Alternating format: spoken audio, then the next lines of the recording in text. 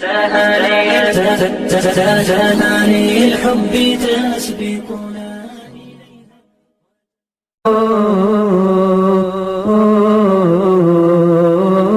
شعبات لذان سره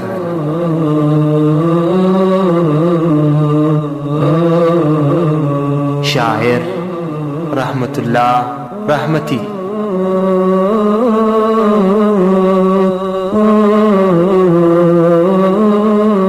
یو ملنګ اوسېدی به تل په غره کې همیشه و د خالق په رابطه کې په خپل عقل یې ودا فیصله کړې فقیرې و ځان ته اختیار کړې هره ورځ به را روان تر بازار بیا به بیرته تلي مازدیګر پر هغه لاره له کورو به یې ډوډۍ راټولوله چا سړه او چا توده ورته راوړله هلته کور و د رعایت که د باچا و هغه درته به په سوال دغه ګدا و.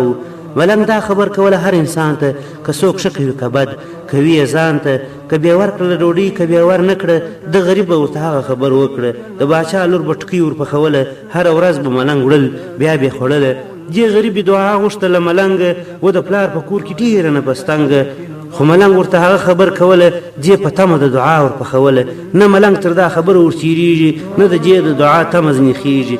نو ملنګ تر دا خبره ورتېرېږي نه د دې د دعا تمه ځنې خېږي ویل خاورې دې په سر څه ملنګ جانه پوره میاشت وسوه دعا غواړم له تانه دا چې ستا پر خوله دعا نه راځي ماته نن به زه هم سنجومه یو لار تا ته په سبا چې یې ټکۍ ورته پخه کړه ښه بېزده یې په زهرو آلوده کړه په سبا چې یې ټکۍ ورته پخه کړه ښه بېسده یې په زهرو آلوده کړه چې سهار سو ملنګ راغی و درګاه ته غږ یې وکړي چې یو څه راکړي و ماته دې ټکۍ ورته راویسته له کوره دا ټکۍ و تر پخوا یو نکي توره ملنګ کړه ورته هغه خبر تکراره که څوک بد کوي که ښه د ځان لپاره بس هغه ګړی د غره پر لور روان سو د باچا د لور د سټي ارمان سو سبا ورځ د جمعې که ملنګ مړ سو ټول خیر مې په سپېرو خاورو ککړ سو هم مې خون سو د بسته انسان په غاړه د هغې دنیا خوندونه رانه ولاړه.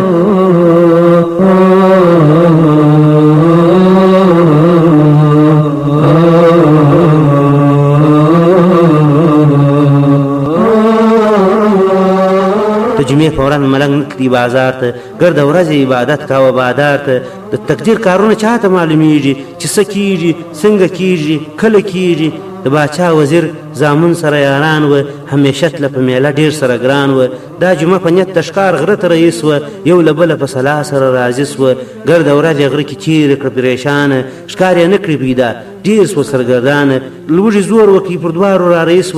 ملنګ ته سوه حاضر په سلامي سوه ویل نسو تلای ملنګه تر بازاره په دې غره کې لوږې ویستو له کاره ملنګ جانه هر خدمت ته چې درېږو موږ طاقت د لوږې نه لرو مړه کېږو که یو څه ډوډۍ لرې موږ ته یې راکړه دا زموږ ژوندون نه مرګه راجلا کړه. ملنګ وکتل یو څه شی پیدا کړه ښه په مینه یې ځوانانو ته عطا کړه د باچا لور چې ټکۍ ورپخ کړې ګوره خدایه و د ورور په نصیب کړې د وزیر زوی ځان په موړ کې چې ډوډۍ وه د باچا د زوی نصیب هغه ټکۍ وه چې ټکۍ یې نسته ولاړه راچپه سو د ملنګ پر کوډلې یې وخت پوره سو د وزیر زوی و ملنګ ته ویل ولي د وزیر زوی و ملنګ ته ویل ولي دې سړي و تا ته کوم بد رسولي په بازار کې یې وخت بیا زار کړي چې خیرات په کومه ورځ نه و در کړي چې پر ځان دې شهزاده د ښار تاوان کوي بل دې خپله ځان مسؤله د سبحان کوي. ملنګ جان ویله ګوره ښکلې ځوانه دته پېښ شو دا مرګۍ له خپل سرخانه دا ټکۍ د دوی له کوره د راغلې دا پوره میاشت د ما هره شپه خوړلې دا چې ما ته وخوږه او ده ته زار سوه د ده خپله ځواني خپل تر پلو جار سوه د وزیر زوی د باچا پر لور روان سو